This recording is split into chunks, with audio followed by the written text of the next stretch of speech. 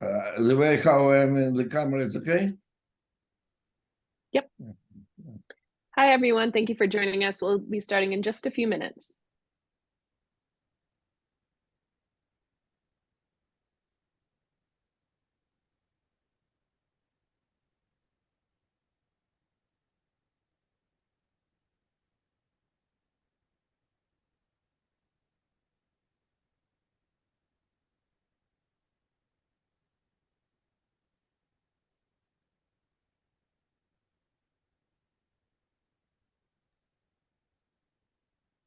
Hello, everyone. Thank you for joining us. We'll be promoting you all to panelists, and then you'll be able to turn your cameras on. And during the Q&A question, you'll be able to ask it directly.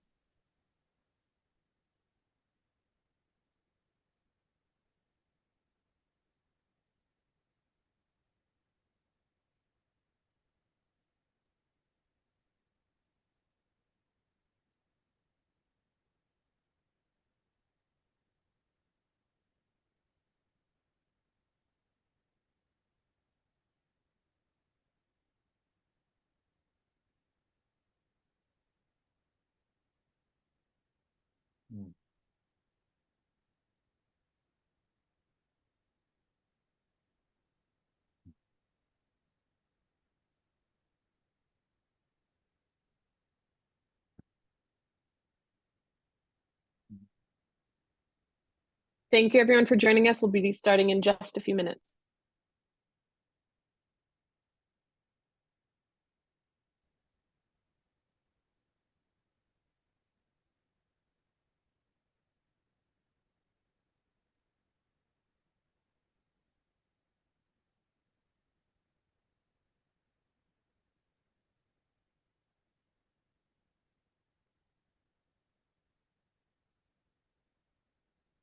So everybody, we'll wait a couple more minutes while everybody kind of logs in, turns on your cameras.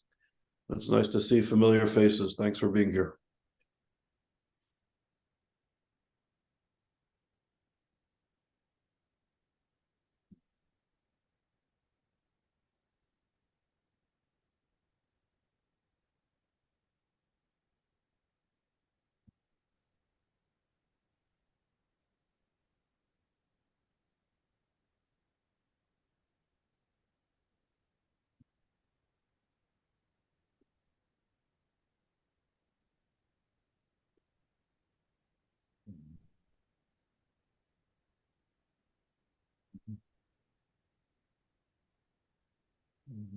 We'll just give it one more minute as people log in.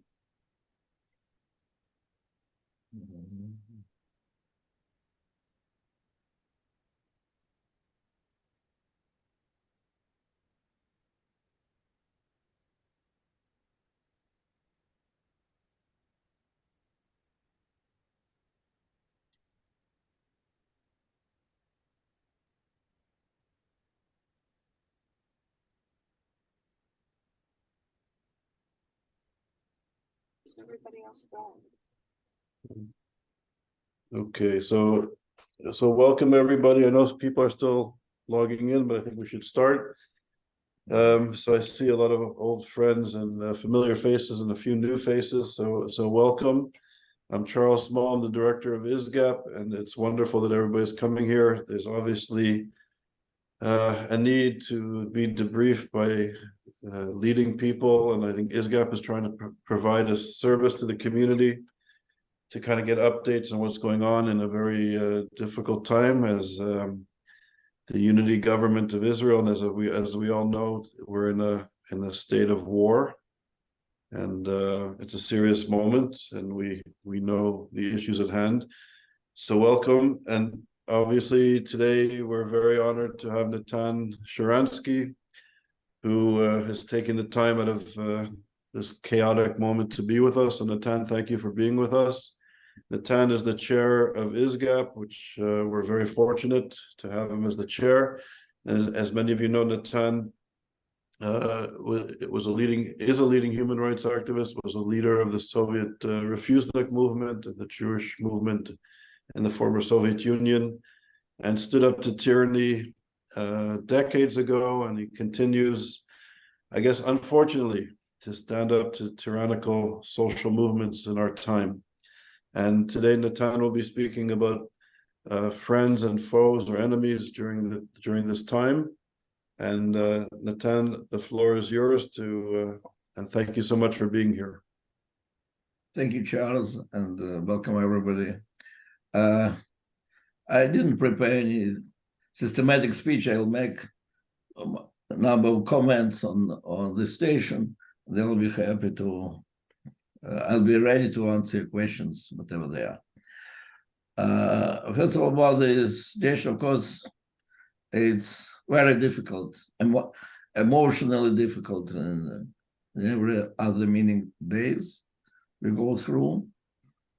First of all, Israel is a very small country, and practically each of us has very close friends, sometimes relatives, who lost their child, their relatives. Yesterday I was in one family that they don't know whether their young boy is killed or is kidnapped. It's not yet clear. Yaakov Neiman, whom many of you knew, his son fell yesterday as a soldier. Everywhere there is a lot of tragedies all over. Second, this concern for our sons or sons-in-laws or close relatives who are in the army. You know, my daughter, whose husband is in the army, moved to us with her children, and then her close friend, whose husband is in the army, moved with her children, and that's how we are trying now to live here all together, being concerned every day. On one hand, wishing that finally the full-fledged war will start as soon as possible. On the other hand, being concerned, because and third, above all this, these awful pictures of massacre, of this violence, of this killings, of this humiliation, and it's clear that Hamas was in a hurry to put all this on Facebooks and TikToks because they wanted to humiliate, they wanted to encourage, to rise the spirit of their own. To some extent, they succeeded. On the other hand, that's what I'm saying to many, that these pictures are very precious treasure, which we have to keep, because we have no choice. We have now to go and to kill those who want to kill us. There were many debates in Israel each time and whether to go into Gaza or not. And always the reason was that we can't go in because it means a lot of sacrifice. Now we lost 1,200 people before we started anything. So now the losses are not frightening. The frightening is that if this entity will remain alive, and it's clear here, unbelievable consensus in Israel from extreme left to extreme right, that we have to finish with Hamas. We have no choice. And it seems that now at this moment, the world is with us. American president definitely did maybe one of the strongest, if not the strongest, Zionist speech of solidarity, maybe since 1948. And we feel it. We feel solidarity and support and a lot of sympathy. But you know what? Already at the same time, we hear the voices in academia. We hear the voice of some journalists who are saying, but there are two sides to the story, and we have to be concerned that there will be no more victims on both sides.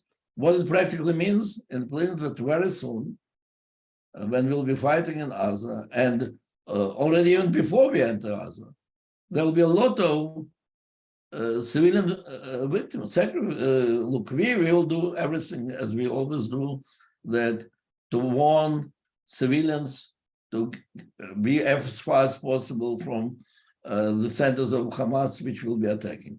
But Hamas will do everything that these people will not leave because they're their shield, because they know that with every Palestinian killed, it's only the question of time, and not weeks or days or hours, when there will be articles that Israel is targeting Palestinian children, and then there were massive demonstrations, and then there was demand from the world that we have to stop. Enough is enough. And we definitely are not going now to stop. And all what we can do is to show again and again these pictures of this awful massacre, and to say to the world, you want that your wives and your children will be protected. We also want, and don't interfere, don't try to stop us to defend our people. That's more or less what is expecting us in the days and weeks to come.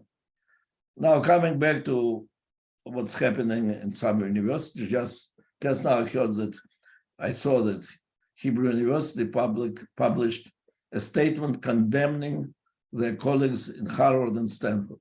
So first of all, I am very glad that finally our universities are not afraid, or the leaders of our universities don't follow example of the Ivy League universities, but are ready to condemn them. But it's really mind-blowing if to think that even after such awful pictures of massacre, the so-called progressive liberals are making statements that that's how the war against colonialism starts, and the demonstrations for free Palestine are turning later in the end deaths of the Jews. The most demonstrative transition and immediate transition was in Australian demonstration, but we have enough of this in American universities too. And so coming back to ISGAP function, in fact, and things that I was doing for the last 20 years, most of my energy in the last 20 years went to explain, to convince that some forms of anti-Zionism, demonization of Israel, that's new antisemitism. And there is always a lot of disagreement about it. And you know, even the international definition of antisemitism, which was finally approved and approved now by dozens of countries and hundreds of organizations, there is a lot of resistance from so-called, they're not really, but so-called liberal circles who are saying that anti-Semitism should not be connected to any form of the criticism of the state of Israel. And that left-wing anti-Semitism, right-wing anti-Semitism, it's almost non-existent. So now tell me, these people who came from Gaza and killed, are they right-wing anti-Semites? And these people in Harvard who are signing 17 organizations in Harvard, who are signing resolution welcoming it, because saying that is the beginning of anti-colonial war. It's left-wing anti-Semitism. And those correspondents that you see in the White House, they're saying, but there are two sides. Are you ready to condemn the second side exactly as the first side because they're doing the same things? What is it? You know, in the international definition, as one of the examples of anti-Semitism, there is that comparing of Israel to Nazi state, that's anti-Semitism. So now we have to add and comparing Israel to butchers from Hamas, it's anti-Semitism. So I think one picture, one event can be more convincing than 20 years of my own propaganda. So this left-wing anti-Semitism or right-wing anti-Semitism, it's all the words which we are using, but in fact, the hate of Jews and hate of Jewish state, it's all the same. It's all one. And that's anti-Semitism that we are fighting against. And the last simply comment I want to do about something which was very close to my heart in the last year and a half in my criticism or my conflict with some Israeli authorities, that situation, our attitude towards Ukraine and Russia. You know, Israel at this moment, one after another, countries are in a hurry to demonstrate their solidarity, and really it's very moving. And when you see how White House or Eiffel Tower or Brandenburg Gates are all covered with in the colors of Israeli flag, it's very moving. And one of the leading countries which tries to express their full solidarity and understanding is Ukraine. And I happen to deal a lot with the Ukrainian press on different issues, but I have to say that such overpouring expression of love and solidarity and sympathy, it's really difficult to see.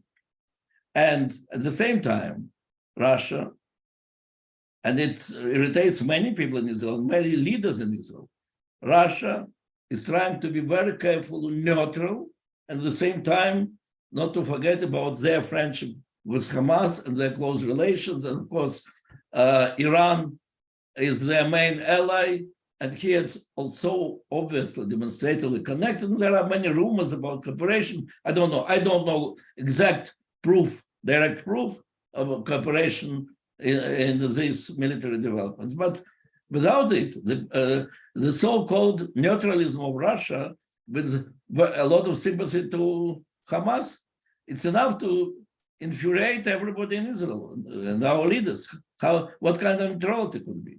And then I say to them, now think, what did Ukraine feel in the last year and a half? When Israel was insisting that it has to be neutral, even when tens of thousands of people are killed, the cities are destroyed, and Israel, even when he expresses sympathy, is trying to be so neutral that not even to say that these are the victims of Russian aggression, as if they are victims of some flood or some climate catastrophe or something.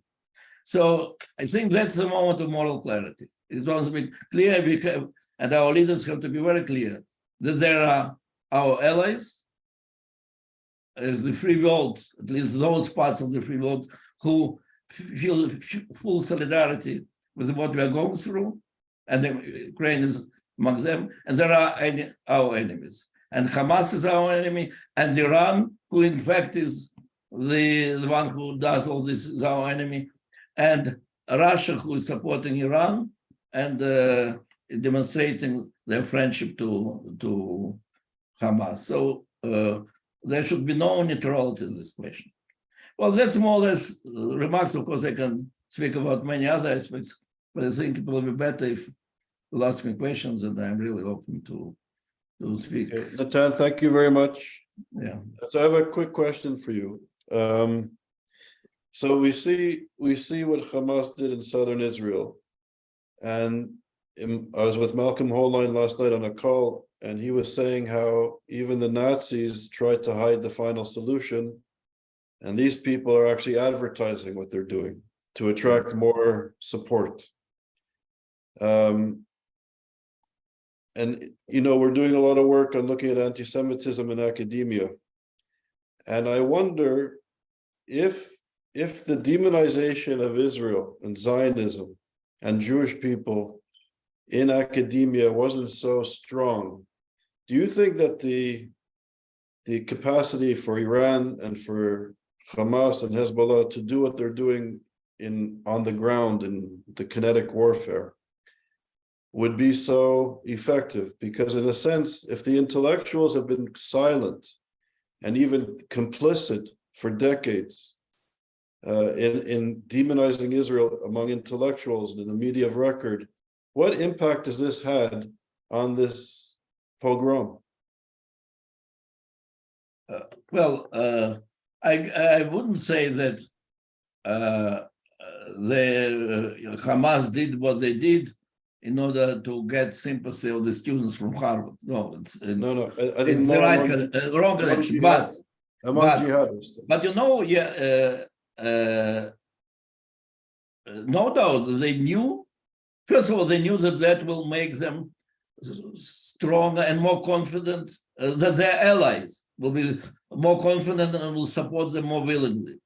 And like Havdil, Arab of the Lord, Ukraine must have success against Russia in order to continue getting support of America, as now it becomes more and more clear. So how long Hamas can continue getting support and money and weapons if it's doing nothing, if it's failing? So For them, it's a huge victory, which they are boasting about in the eyes of Iran. They don't need to be ashamed of anything. On the other hand, no doubt that's the station in the intellectual world, in the free world, is so alarming because Stalin and Bolshevik regime were really using so-called useful idiots. And that was their tone, their attitude to all this intelligentsia in the West, which or with the help of international, meaning through communists, or simply through this movement for peace and love and so on, we can dupe them. And they were with some they were successful. They were very successful with Bernard Shaw or Leon Feuchtwanger, and some of those who were producing American nuclear weapons and then became Soviet spies. So they were successes. But they were hiding the real nature. Well, those who wanted to understand knew that they are killing millions this time in Gulag. But for most of the so-called useful idiots preferred not to believe it. So how much situation changed? We can see that that people, students in Harvard and in Yale and in Stanford, even when they see these pictures, they continue to be useful idiots. They continue to believe that exactly like Bolsheviks were speaking about class struggle, and that could justify the killing of 1 million capitalists because there will be happy world for billions.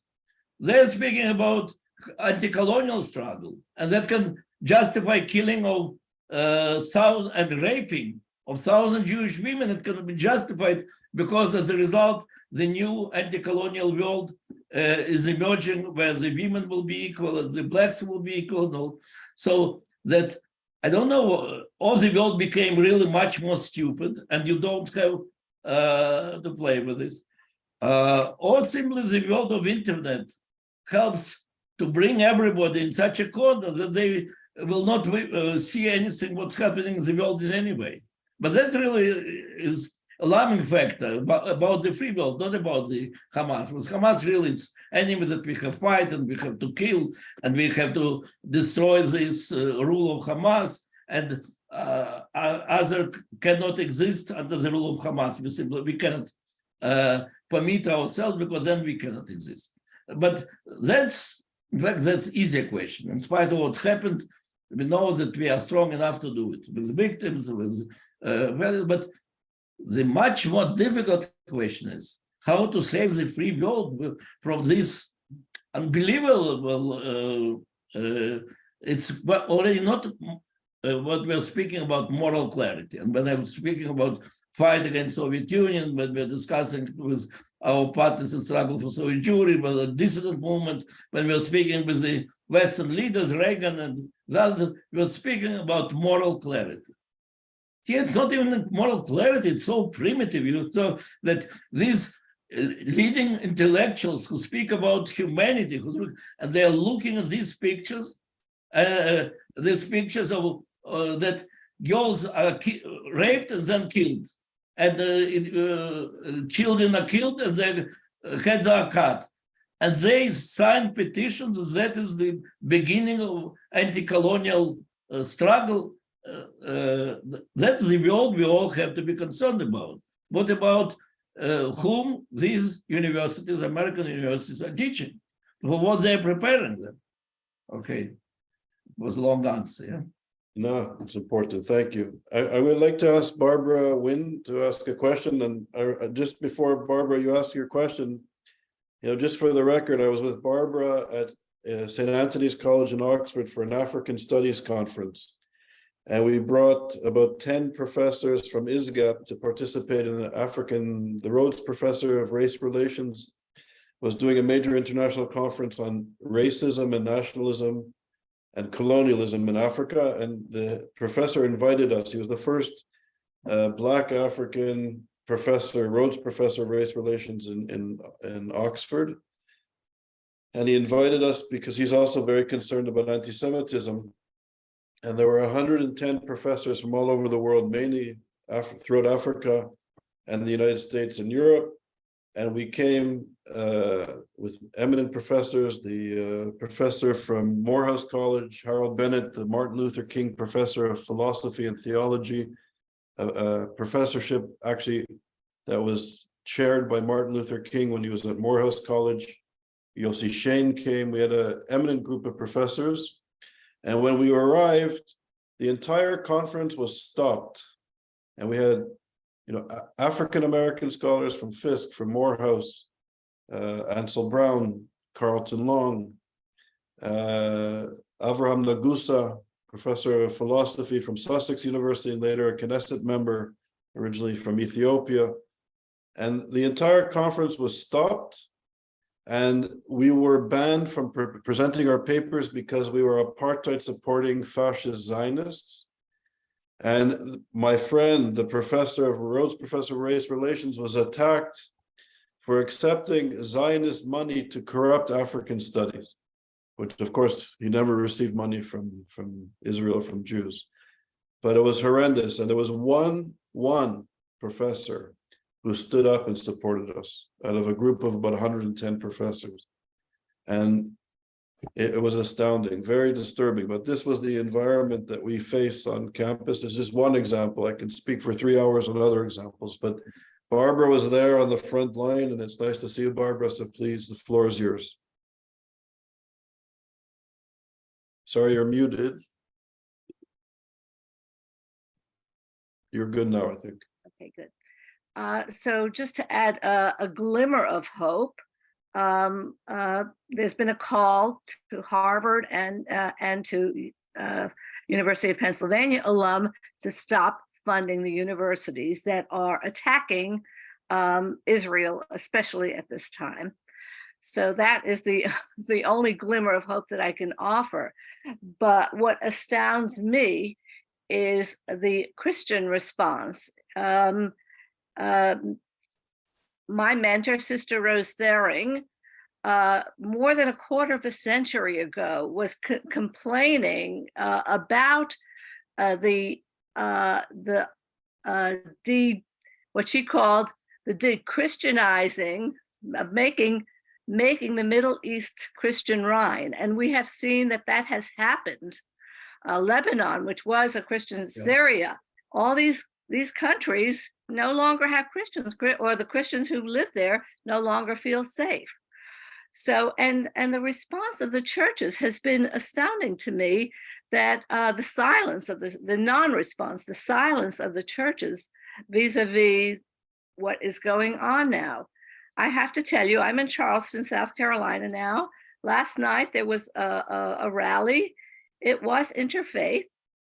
It was sponsored by the Jewish Federation of Charleston. And for those of you who don't know, Charleston has had a Jewish presence since the 17th century, the oldest really Jewish city in the country, and with the only continuously active synagogue in America. But the federation who sponsored this event either didn't invite and give a platform to Christian leaders, to pastors and priests, or they simply did not choose to attend, although it was an interfaith, interracial rally. So I don't understand why the churches don't realize that Hamas and Islamicists are not only interested in eliminating Jews from the world, but Christians as well. In fact, they have more of an animus towards Christians, because Christians did the Crusades. So that's what I would like to.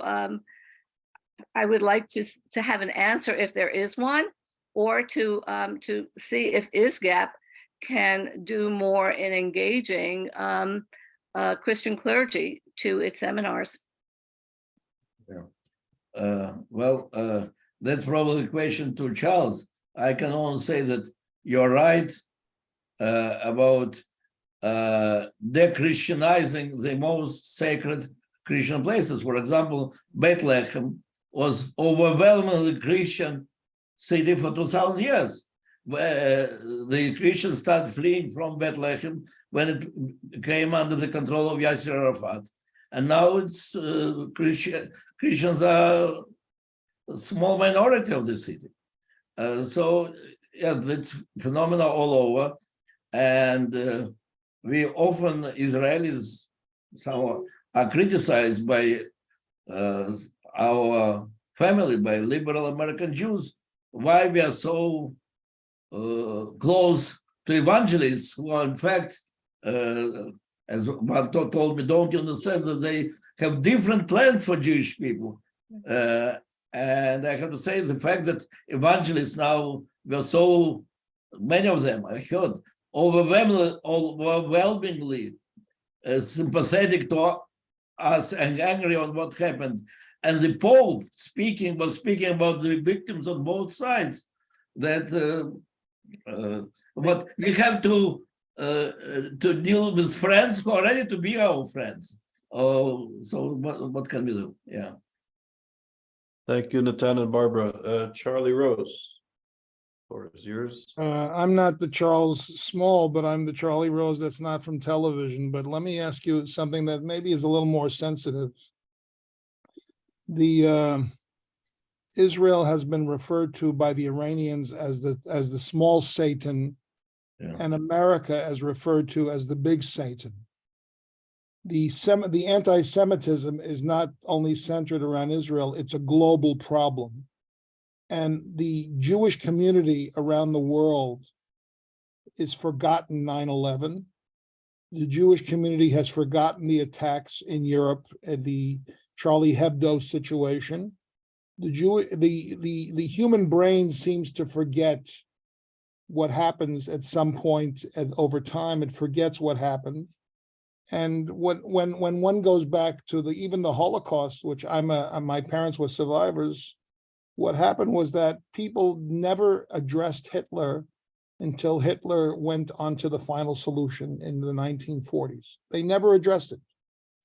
Is the Western world capable of addressing the problems in a more comprehensive way and not let Israel deal with it in isolation?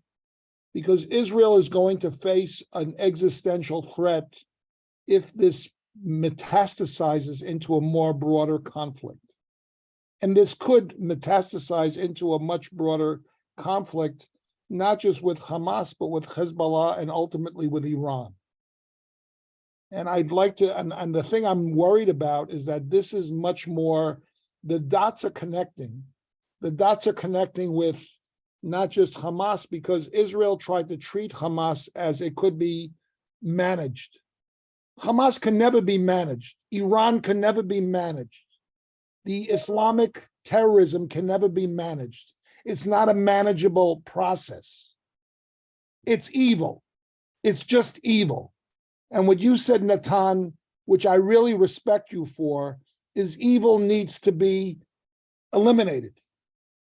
So I'd love to hear what your thoughts are going forward. And I apologize for my soliloquy, because I really see this as a much broader problem. Well, I also see it as a much more bigger problem. Definitely, it's not the problem of Hamas or Hezbollah. They're vicious terrorist organizations, but we, Israel, and we, the world, can deal with them separately. The thing that there is a big airplanes carrier, Iran, which has airplane called Hezbollah, which has airplane called Hamas, and he's trying to make sure that they have enough fuel to start and to do something.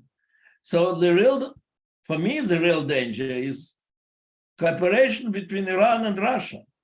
Right. And the world only now, because of these events with Ukraine, start realizing it. I was speaking about long ago, and even Israel didn't, until recently, maybe until these days, didn't want to see all the danger of this cooperation. Now there is a lot of rumors how Russia was helping to Iran to prepare this operation of Hamas. I don't know about this specific operation. I don't think we have enough proof of it, though we have enough proof that Iran is behind it, of course. But the fact that again and again, free world, instead of making it very morally clear and simple, there are countries of the free world and countries of the non-free world, and the dictators start cooperating more and more closely, and we not. For example, even about this, when I was speaking to many sides, saying it's absolutely ridiculous that America is fighting Russia and appeasing Iran, and Israel is fighting Iran and appeasing Russia. So no, that's what was happening the last year. And now, when I say evil has to be destroyed, I don't mean that people of Gaza have to be destroyed. But we have to understand that we cannot have normal relation, or we cannot have peace, new Middle East or old Middle East, in which we can exist if we are trying to appease dictators. And that was my criticism or disagreement with Oslo Agreement. You remember the idea of Oslo Agreement, which was publicly stated by our leaders, that Yasser Arafat, because he is dictator, he will defeat Hamas much quicker than we can do. It was said 30 years ago.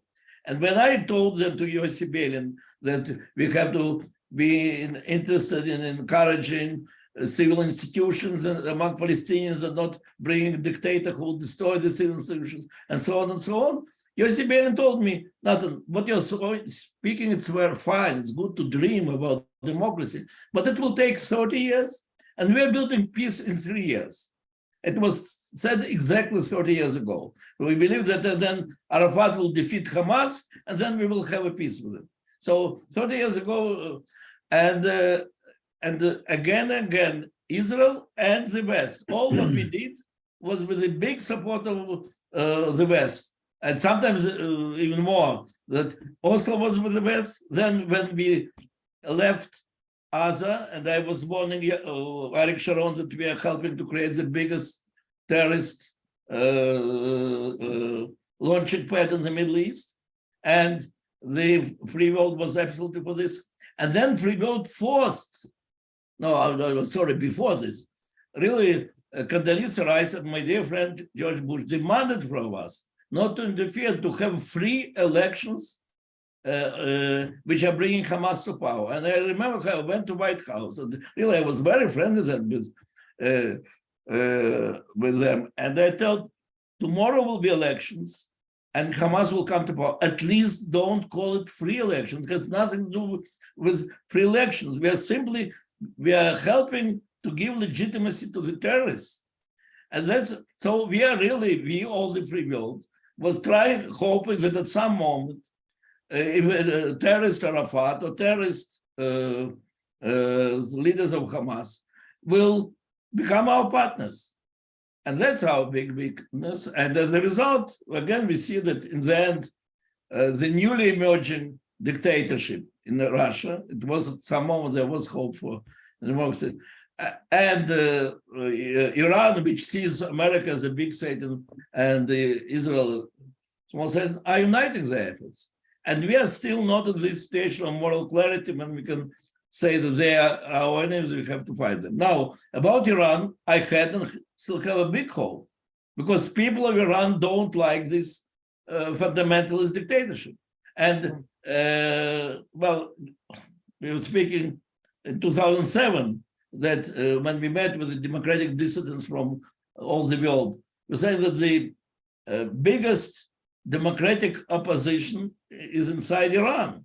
So they will be the first to be ripe for changing of the regime. And then when it really started, 2 years later, the leader of the free world said, for us, engagement with the regime is more important than changing of the regime.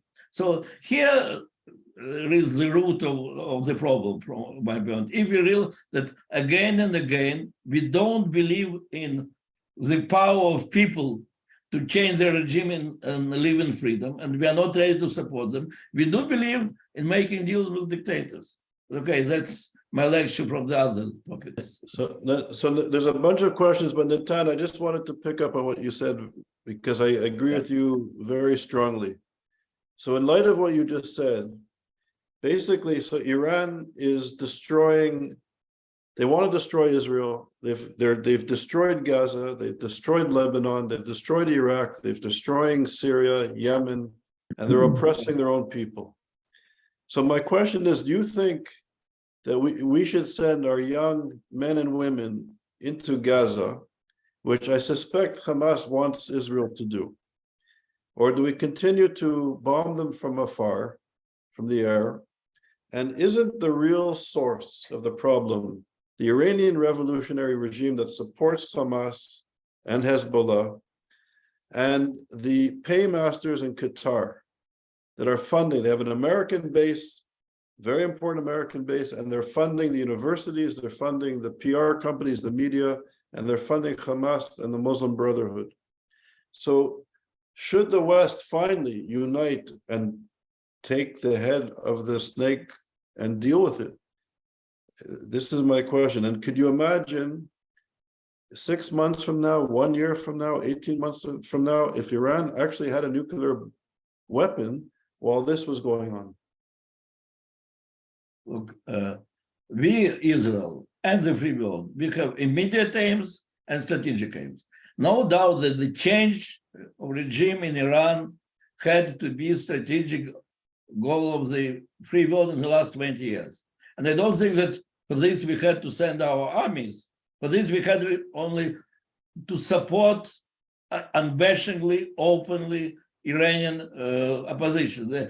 At some moment, it seemed that all the Iranian people are opposition. Women's organizations, students' organizations, trade unions. There was no so organized opposition in any non-democratic country in the world. And at least twice, free world was not, but they were really in millions were ready for this change. The free world was not ready to challenge it. I was in the coalition of minority, of those who believe that the real change will be not brought through the war, but through a change of the regime. But I still belong to this minority, and I believe that that's possible. And here, of course, the position of the United States of America and of the free countries, the leaders, is the most important. And if you ask, is it more important than destroying Hamas or Hezbollah? Yes, you're right. That's the heart of the problem. But there are also immediate challenges which are put by the reality. Israel at this moment, it seemed like absolute extreme view. And I also, though I was against leaving Gaza, I was never supporting going back to Gaza, because I believe we lost the opportunity to encourage their positive changes. Now we have to deal with this. But everybody thought that it's something unthinkable to go inside Gaza because of the sacrifice which you have. Now we have no choice. Look, there is no way that the inhabitants of all these kibbutzim, and by the way, it's an irony, it's very left-wing kibbutzim. It's the kibbutzim because I read some professor in Harvard where wrote that settlers, it's not civil victims. So, okay, I will not argue about settlers, but to call these left-wing kibbutzim who were voting for Meretz and Avodah, who were there from 1951 or from 1946, so to call them settlers, these people who were always for peace with Arabs, they tell it very clearly now. Well, they went through such, and we will think we will not go back as long as Gaza exists. I was shocked when I first heard it, as if you're hearing Kahana, no, that Kahana, old Kahana, about transfer. So, but they are saying only these terms. There is no way that we Jews, Israelis, will go back to our south if this Hamas controls. Now it will control much more than before, because now it will be very popular. This is the only force which can destroy Israel. So Israel, if it wants to continue to exist as the only democratic island in the Middle East, has now to destroy Hamas. And if we can do it only by bombing, and that's what we are doing, fine. But I think nobody believes, no, not from our generals and specialists and the most left-wing specialists. Nobody believes that we can bring to the regime change, that we can destroy this organization without going inside. So, well, that's the station. Yeah. I also think very briefly that it's almost like Tai Chi, that if we cut off the money from Qatar and Iran, that Hamas will disappear in a few months. But anyways, I digress. So we have a bunch of questions in about 15 minutes. So if we can have... I want to tell you that just now we cut the water for the first time. We cut the water and energy to them. And believing, some people believe, okay, you keep it long enough and they will lose. But how long you think the world will permit us to keep this station? I think another 24 hours, another 48 hours. So the same will be with the money. We have to cut, but True. it's not. It depends not only from us. Okay, so we have a bunch of questions. So Greg Mashberg and then Aaron. So Greg, please, a concise question. Thank you, Charles. Charles, and my question is, from the standpoint of Jewish principles, Israeli principles, general humanistic principles, how are we going to handle, or how is Israel going to handle the hostages? What can it do? I've heard reports that the hostages are secondary. This is the most vexing problem I could imagine any decision maker ever having to make. I'd appreciate it if both or either of you could address that terrible question. Thank you. I'm sorry, there were some words which I didn't hear. Yeah. There are. Can Charles repeat the question? I didn't hear. Greg, could you please repeat the question? It was difficult to Yeah, hear you. I'm sorry. I'm in an airport. I'll speak louder. The question is, from Israeli and Jewish principles and general principles, how do we deal with, how do we comprehend, how do we understand what's going to happen with the hostages and what Israel must do, even though the hostages are there? How do we deal with that horrible problem? Look, I was yesterday with the parents of one of the hostages, the one who was at this party near Nativot, and then he was injured, and then probably lost half of his hand, and then was taken as a hostage. And of course, and today they, with some other parents, just now I think I'm meeting with Blinken, their Secretary of State. It's extremely painful problem for Israel. You know, sometimes for one hostage, they succeeded to get hundreds of the terrorists released. I was always against it, but you cannot go again. In Israel, which is family, it's almost impossible. On the other hand, at least as strong are the feelings that we have to finish with this enemy. So I think there are already now, I know there are now already negotiations, not through Israel, but through other countries. The leverage at this moment is the water, the energy. I don't know what will be next. Maybe the next will be the families of the leaders of Hamas. It depends how the military operation will develop. I don't know. But no doubt that at this moment, Israel is very firm to destroy Hamas and at the same time to use any opportunity to find how they can leverage and how they can bring the hostages back. Whether it can be successful, nobody can say. How big are the chances to save these people? Our family, nobody can say. But here, I think if Hamas, it is very difficult to press on Hamas when we are killing them or destroying them. We think still can, free world can have a lot of leverage on Qatar and some others. who are really important for survival of this organization.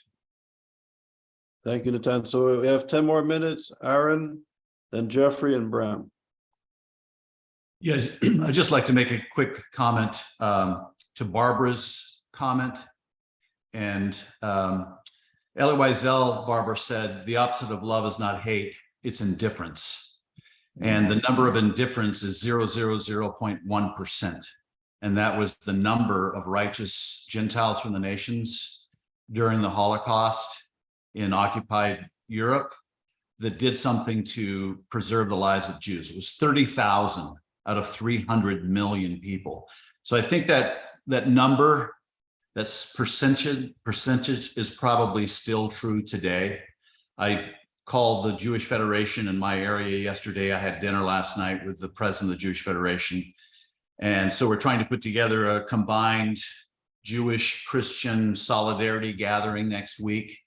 The pastors I've talked to so far have not returned my calls in the last 24 hours, which is amazing. And when I called the Jewish Federation yesterday, the secretary started weeping over the phone. And she said, Aaron, I just got off the phone with the 3 rabbis in our vicinity. And I asked them, have you received any calls from Christian churches? They said it's crickets, there's nothing. And so, but the hope is, you know, we just have to keep pushing back and communicating the narrative. And there'll be a small percentage of Christians, especially as this narrative changes in the next 7 days, and, you know, Palestinian pictures coming out of dead Palestinians. Yeah. So I would say, ask Natan, sir, how long before you think that narrative changes? Is it 3 days, 7 days, a few weeks? Well, you know, I wrote an article 2 days ago in Washington Post. Charles, you can make sure that those who listen to us will receive the reference. Yeah, we sent it around to our email list. Okay, and I am speaking there about my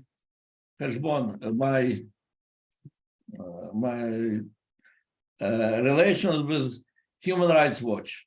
Human Rights Watch, it was Helsinki Watch. It was created in response to our Helsinki Watch in Moscow, which was all about dissidents speaking against the power of dictators. And we were all arrested for this. And then came, just before we were arrested, Bob Bernstein, the head of Random House, came and was so inspired by us that when we were arrested, he created Helsinki Watch in America. And that's how Human Rights Watch was created. And later, like 20 years after this, he resigned in protest because instead of amplifying the voice of dissidents under dictatorship, it started, in fact, helping, even unwillingly, to the dictators to fight Israel. And so I said in that article that it will take a few hours, maybe a few days, maybe a few hours, to the Western newspapers, I met specifically New York Times, to start writing that Israel is targeting Palestinian kids.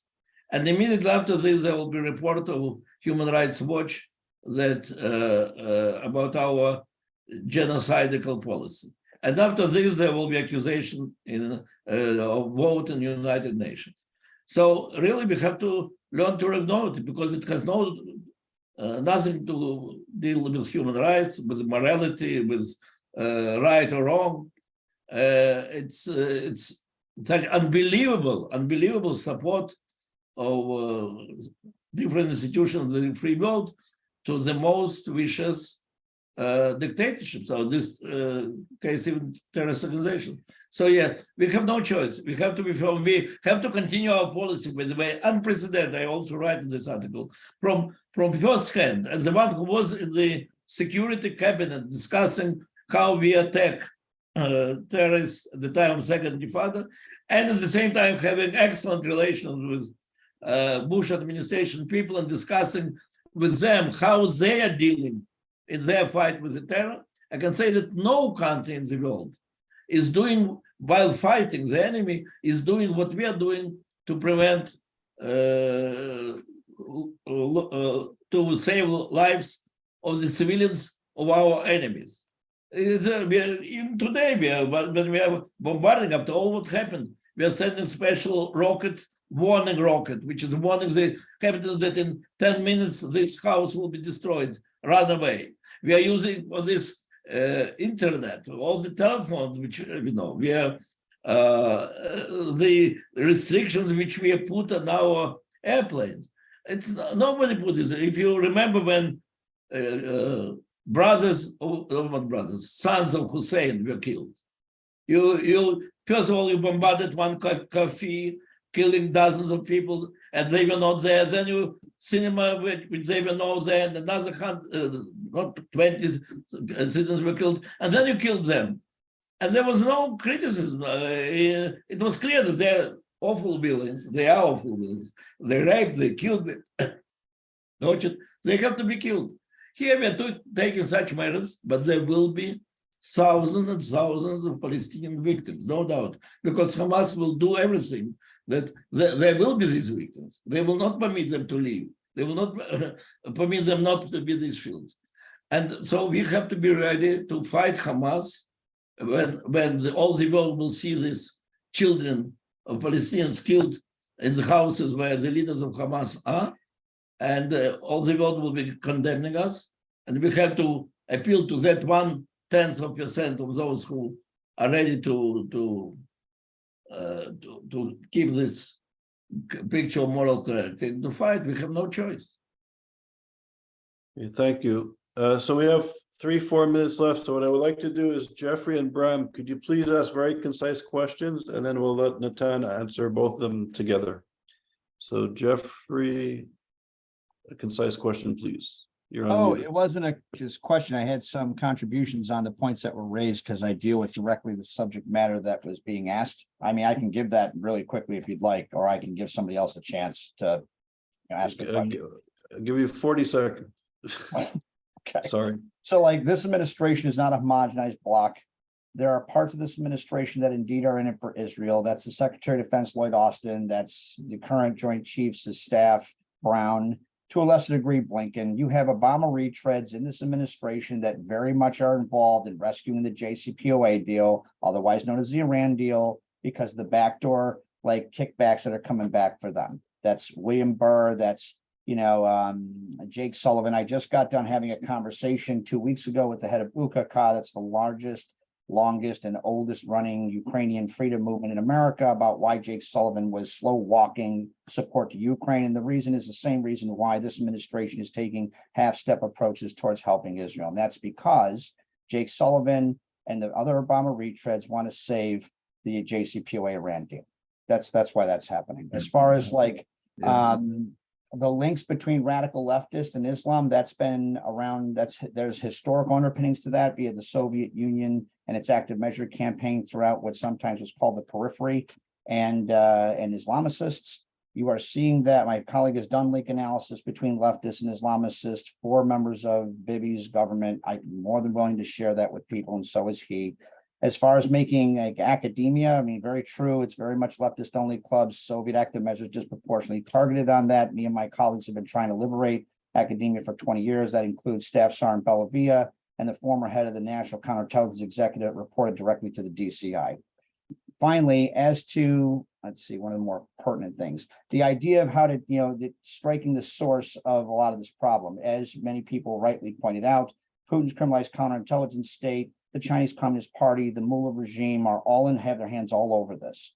So when I did a threat assessment for the broader Zionist movement and some elements in the IDF regarding the Mullah regime's nuclear program, Israel is very good and they have to go. A capability-focused approach towards addressing the Mullah regime's nuclear program is not sustainable for a couple of years, which I'll pass it up and let somebody else ask. Thank you very much. I'd love to tell you, but we have no time, so I'm a little. I have to say, I'm a little bit more optimistic after the last speech of President Biden, but maybe I'm wrong. Oh, look, I'm not saying there isn't So we something. gotta go, Yeah, no, Jeffrey, okay. sorry, Okay. I would love to continue speaking with you, Jeffrey. Email me at charles.small@isgap.org. I'll respond to you, please. Okay. Thank you. And Bram, a quick question, please. We're running Okay, out- Natan, thank you for this. I wanted to ask for a comment on why, when you talked about earlier regime change in Iran, why it has been so difficult to have regime change within the Palestinian population in the West Bank, what we call the West Bank. Why is it so difficult for Israel to work with or find leadership other than what has emerged over the last 30 years since Oslo? Well, I tell you why. Because our leaders didn't believe that that's the quick way to peace. I told you that the first big thing after I was released, my first big disagreement with my own state was Oslo Agreement. And Oslo Agreement, it was believed that that is the way to new Middle East. If somebody didn't read them, read today this, our great figure, Shimon Peres, wrote a book, New Middle East, which for me is like childish, primitive book of these old Marxist ideas that only because Arab will understand that they can live better if they are friends of Israel, they'll become friends of Israel the moment we'll bring Yasser Arafat in power. And so we were playing ourselves, but there were some beginnings of democratic institutions, of civil societies in Palestine, among Palestinians, really beginnings, when we brought Arafat and said, whether you want or not, he will be your leader because he will bring peace to us. And so, and by the way, today it is much more difficult because Arafat is a real dictator, needed us as the enemy. So the whole generation of Palestinians for 30 years was brought up in this furious hatred towards Israel. So today we need another 30 years for another generation. But look, and by the way, and Free World was applauding to all this. The Free World did pressed on us on all these years that I am in Israel, and when I was in the governments, the Free World was never pressing us to give more, to encourage more freedom and democracy among Palestinians. They were always pressing us to give more assistance to the dictators who will bring us peace. And that's the problem, I believe. I don't say that Palestinians were so ripe and eager to live in democracy, but that's the process. And there were some human rights organizations, there were opposition, there were 2 newspapers in Jerusalem, one was insisting that we have to be part of Jordan and the other, no, we have to be independent state. It all finished the moment Arafat said, came. Then, and all the free enterprise finished. So, but we believe that is what will help us to bring peace. Okay, Natan, thank you for taking the time to be with us during these stressful times. It's important. Your words are very important to us, so thank you. Thank you. And to everybody on the call, stay strong. And it's all hands on deck. This is an amazing group of people. You're scholars, intellectuals, business people. So I think anything you can do in your community and at the wider community, that's a time. In the end, we will win, but we need a lot of work for this, both in fighting and in educating the world. Yeah. Thank you. Thank you, Natan. Everybody stay well and stay strong, and we'll have more programs like this to bring us together. So thank you. Be safe, guys. Thank you, everyone.